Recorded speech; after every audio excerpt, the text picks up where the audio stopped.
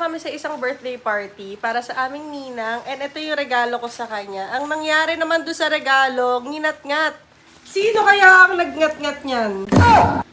Ha? I-deny mo pa? Naiya ka pa, buti na lang hindi mo siya i-scratch.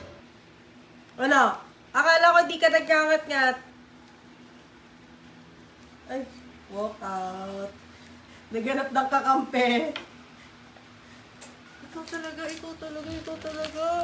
Buti na lang hindi nasira. Ang ganda pa naman ito. Kala ko ba di nagngangat-ngat? Chucky! Ba't nilagat mo? Chuck! Ba't nilagat mo? Hindi nagat yan. Oh, sino? Sino kaya? Sino? Sino? Talaga naman, oh. Bad ah? Bad. Parang naawa na lang ako.